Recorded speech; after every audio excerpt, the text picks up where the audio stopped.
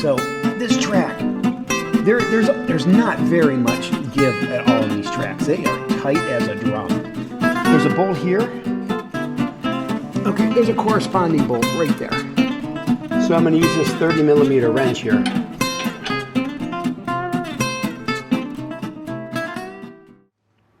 Hi everyone, welcome to the Juscavator channel.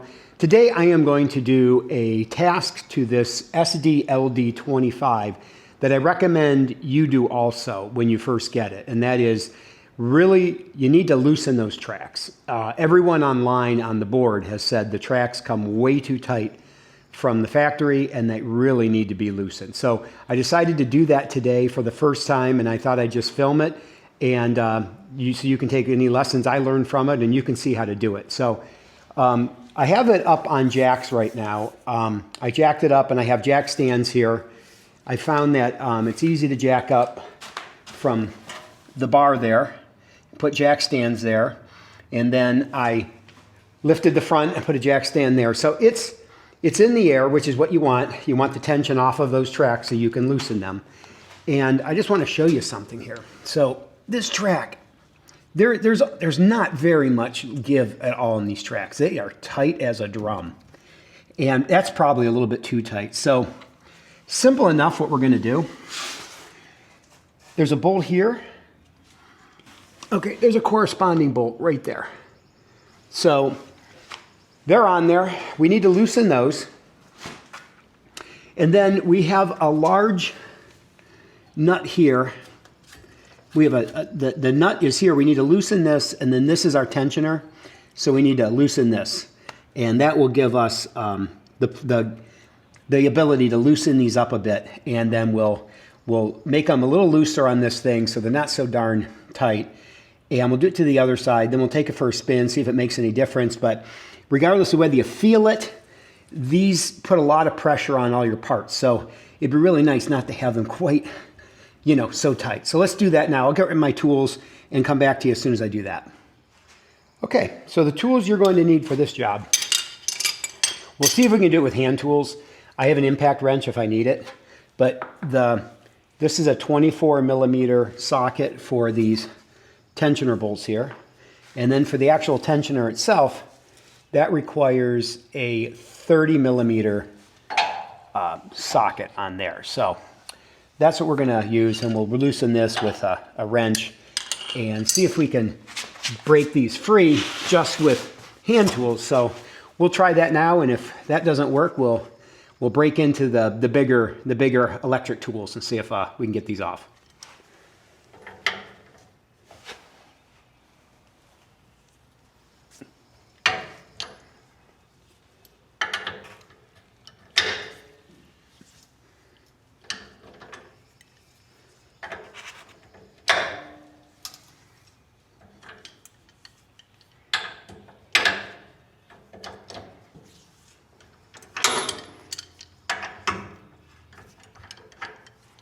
Okay, that was easy.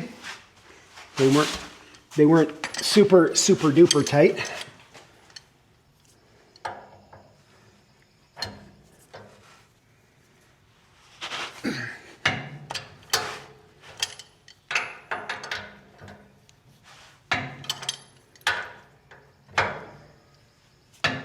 But I would advise getting a breaker bar if you don't have one already, because it really does make these jobs a lot easier. I could have used an impact, but sometimes I don't feel like getting the impacts out and dealing with that.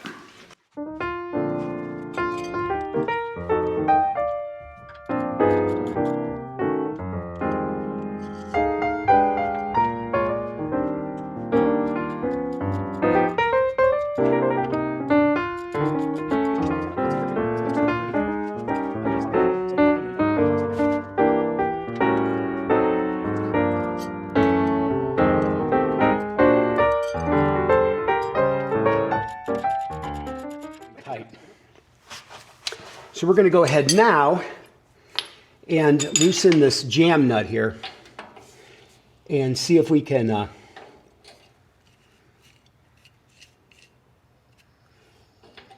get these tracks adjusted to the proper tension.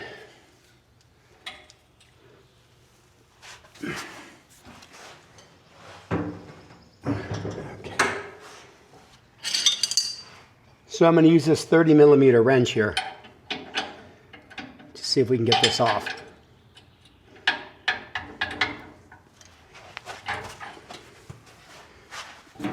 There we go. Okay, so that loosened right up. Hopefully you have a set of these. If you have a Durette like I do, you have to have these in order to adjust the tension on those tracks. Okay, so what we're going to want to do is we don't need to release a ton, but we're just going to see if we can get a good feel for this. I could use an impact, but I don't think I can get it in here. So I think this is what I have to do. I'll use a socket though, because that will go a bit faster.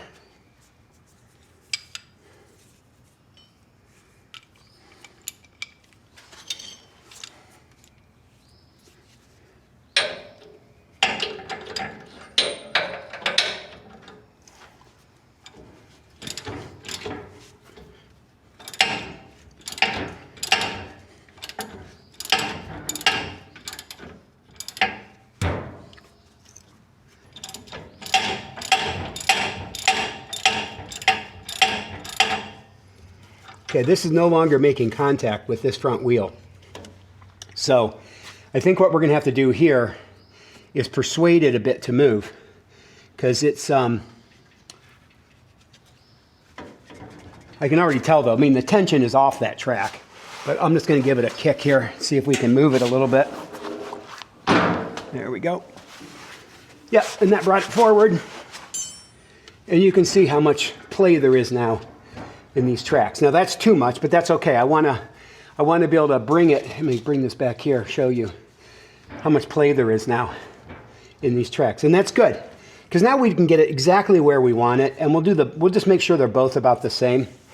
I'm going to say the deflection you want in these tracks that's way too much, but we're going to want to, now it's nice because we can just dial it to where we want it.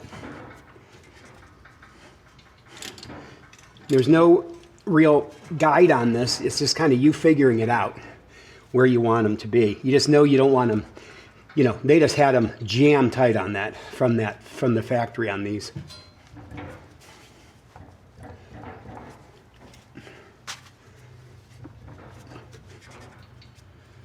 So let's take a little bit tighter.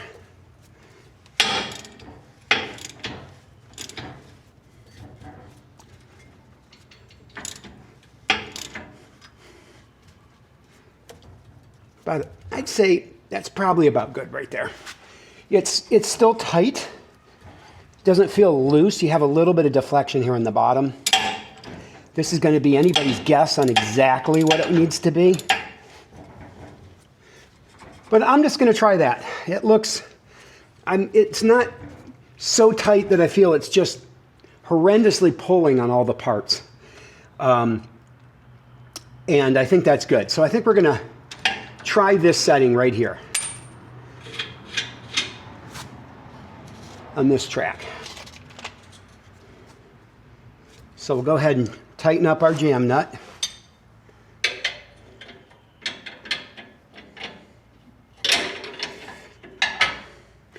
We'll get these tightened here on the sides. We'll tighten our jam nut, and then I think we'll call this track side done, and then we'll take her for a spin, see how she feels. But you can see this is a pretty easy process to do.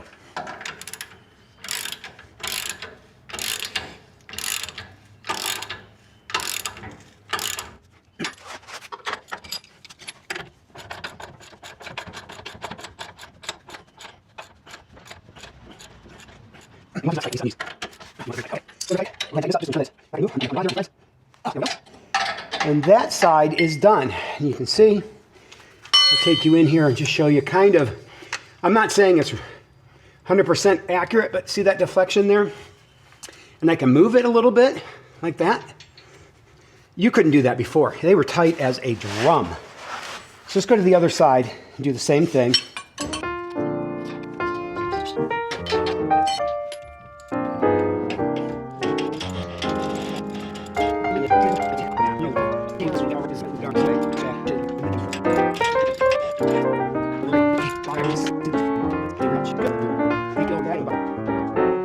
Okay,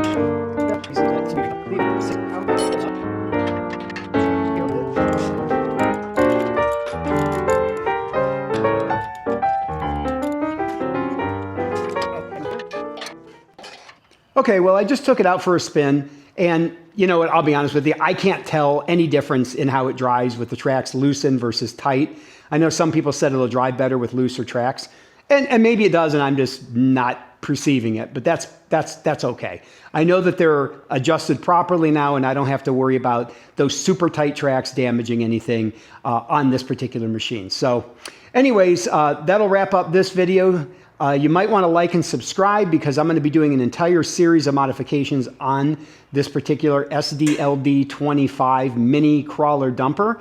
And I'm going to include at the end of this the last video I did where I attempted to build a sound box around my engine compartment, and you can see how that turned out. So thanks for watching, and until next time, this is Jeff with the Jeffscavator channel, and are you digging or are you filling?